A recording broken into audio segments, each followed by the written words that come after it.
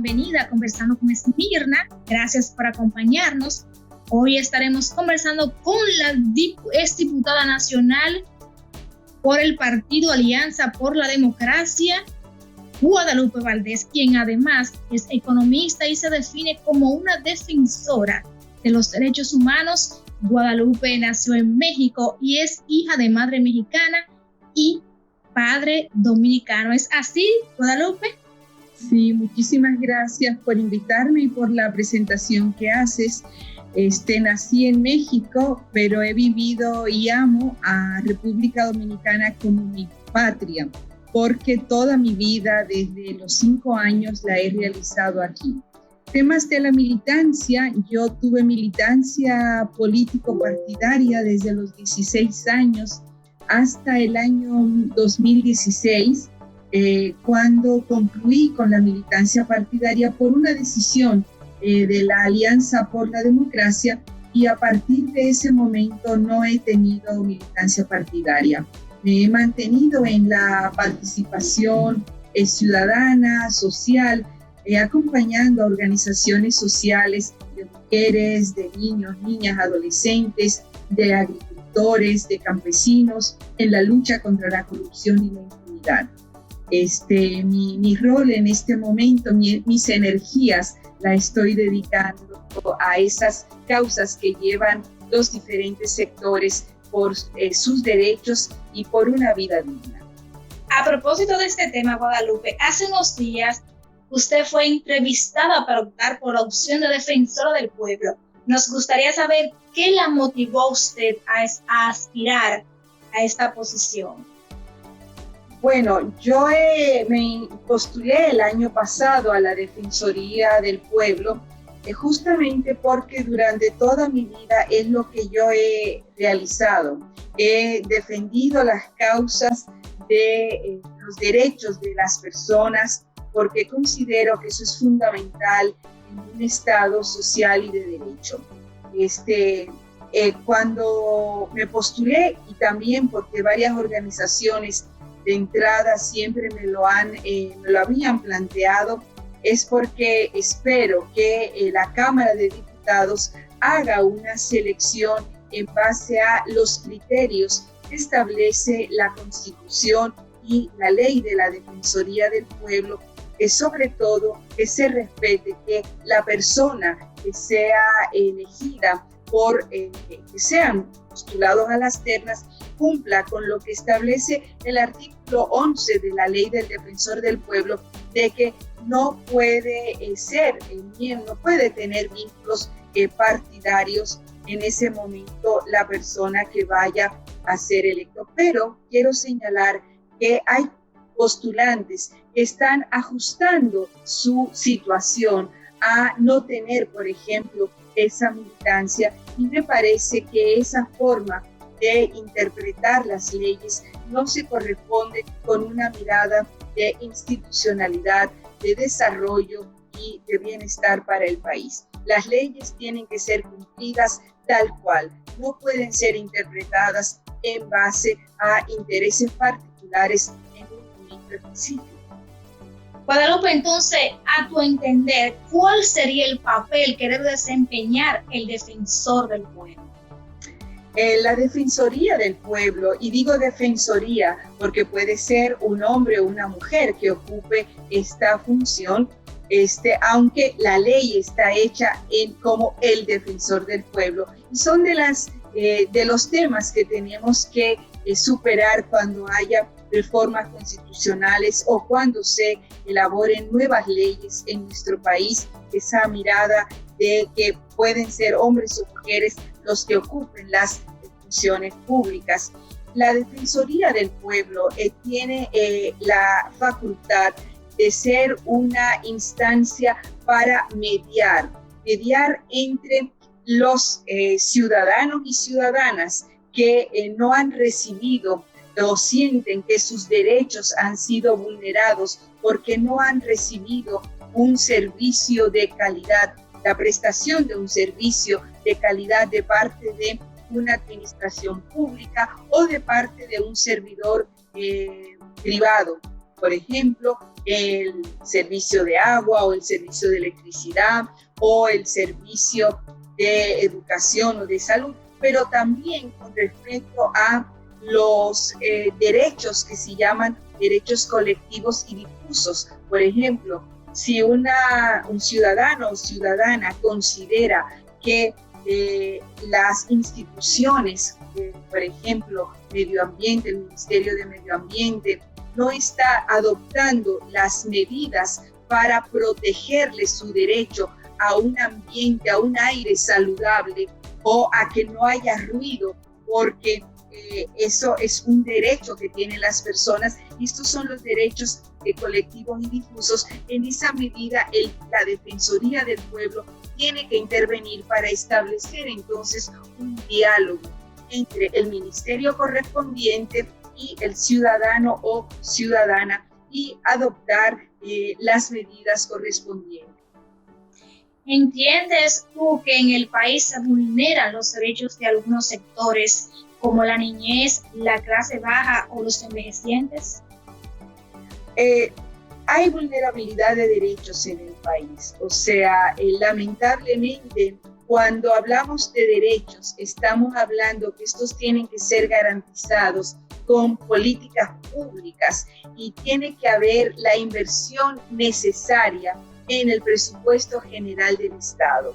Cuando vemos, por ejemplo, que tenemos en nuestro país aún niños que están en las calles de nuestro país pidiendo dinero en las esquinas o haciendo un trabajo, por ejemplo, limpiando los vidrios, ahí hay una vulnerabilidad de derecho a esos niños y a esas niñas, porque los niños no se les puede aceptar que estén en la calle pidiendo dinero. Muchas veces incluso hay redes o, mejor dicho, hay mafias que se encargan de utilizar a los niños para pedir dinero en las calles o ponerlos a trabajar en las calles. Ahí hay una vulnerabilidad de derecho que tiene que ser administrada y resuelta por el Estado dominicano. Pero así pudiéramos... ¿Qué medidas, Guadalupe? No, se podría dar otros casos, por ejemplo, cuando una mujer va a buscar un trabajo y le preguntan si está embarazada, ya en ese momento se está dando la vulnerabilidad del derecho al trabajo, a la igualdad de oportunidades que tenemos que tener las mujeres según lo establece la Constitución de la República. Guadalupe, pero ¿cómo mejorar esta situación de vulnerabilidad cuando ya vemos que, principalmente en nuestro país, el índice de violencia va en aumento? Las personas muchas veces le han temido el respeto a las autoridades por algunas situaciones que hemos visto principalmente en estos días. Estamos en un toque de queda, estamos en un periodo de encierro, por decirlo de esta forma. La gente está desesperada y vemos que se presentan algunos impases dentro de la ciudadanía, autoridades. ¿Cómo mejorar esta situación? Porque ahí es que viene también una de la vulnerabilidad de los derechos. Este tema es un tema complejo, es un tema en este momento al que no estábamos preparados, no estaba preparado el mundo, porque ha sido una pandemia que nos sobrecogió, llegó de improviso y llegó para quedarse un par de años. No es tan seguro que podamos salir de esto o decir que ya se resolvió el tema cuando comiencen a llegar las vacunas, que todavía está por verse cómo va a ser el tema de las vacunas en los diferentes países. Hay una señal de esperanza, pero el tema no está resuelto aún. ¿Qué pasa con el tema del toque de queda, del encierro que nos agobia a todas y a todos, que lamentablemente es una medida necesaria, es una medida importante, y ahí lo que se requiere es que, primero, la policía, las fuerzas de defensa, la Policía Nacional o otras, el Ministerio de Defensa, si pone a algunos de sus oficiales a que se mantenga y se respete el toque de queda, no puede haber violencia. Ese sí es un tema fundamental. Tienen que ser el llamado a las personas que violen el toque de queda, tiene que hacerse sobre metodologías pacíficas. Ese es un tema fundamental en un Estado social y de derecho. Hemos visto casos que obviamente violan ese principio de no violencia hacia los seres humanos.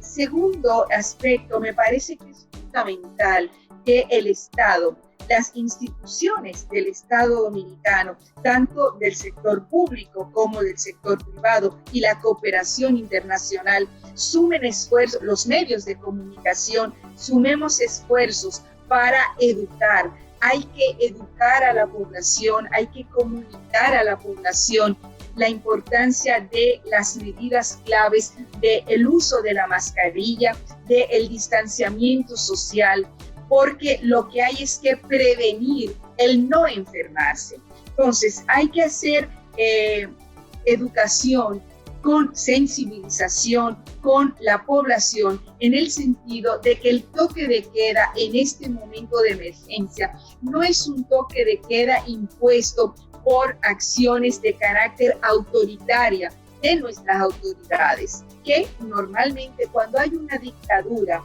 los toques de queda son toques de represión. En este caso, el toque de queda tiene una mirada de prevención. Guadalupe, en otro orden, sabemos que en el país se están procesando algunos temas ligados al tema de corrupción. Está el caso de Odebrecht, por ejemplo, ahora mismo. Entonces, pero a nivel internacional hay una preocupación que sigue siendo que somos nosotros un país donde abunda la corrupción. ¿Crees tú que va por buen camino el sistema de justicia aquí en el país con el cambio que hemos tenido de autoridades? Bueno, las informaciones que están saliendo en este momento, en esta semana de Transparencia Internacional, donde colocan que justamente la puntuación que sacamos fue de un índice de 28%. ¿Qué significa? Que a menor índice, más alto el nivel de corrupción que hay en el país. Y por eso estamos colocados en el puesto 137 de los países que son 195. ¿Qué significa esto? Esos datos, y es muy importante que las personas que nos están viendo lo ubiquen, es el resultado de la medición que se hizo entre el 2018 y el 2020. O sea, de las autoridades que estaban gobernando la República Dominicana en ese momento. Entonces, a partir de ahora, justamente del 2020, de mediados del 2020 hasta el 2022, se estarán midiendo el nuevo índice de corrupción del país. Y veremos entonces en enero del 2023 cuáles serán los resultados que tendremos a partir de las medidas que se están adoptando después de que asumió el gobierno, la administración de gobierno, el presidente Luis Abinader. Y en ese sentido quiero resaltar que hay medidas que son importantísimas para lograr la lucha contra la corrupción y la impunidad. En primer lugar, el hecho de que él haya designado en el primer decreto a Milagros Ortiz Bosch como directora de la Dirección de Ética e Integridad Gubernamental es una señal, es un símbolo de que hay una voluntad para, poniendo a una mujer que ha sido un ejemplo en su camino como funcionaria pública, como ciudadana en la lucha contra la corrupción. Pero en ese mismo decreto, él designa a la doctora Miriam Germán y a Jenny Berenice como la Procuradora General de la República, encargada del Ministerio Público. Y esto fue el resultado de una consulta muy amplia que hizo el presidente Abinader, siendo ya presidente electo, con diferentes sectores que prácticamente a una sola voz planteaban que había que tener la independencia del Ministerio Público. Sabemos que esto por constitución no puede ser de manera total, porque la designación del procurador lo hace el presidente de la República. Entonces, mientras se hace la reforma constitucional para independizar efectivamente al Ministerio Público del Poder Ejecutivo, el presidente Abinader tomó una medida de designar a una persona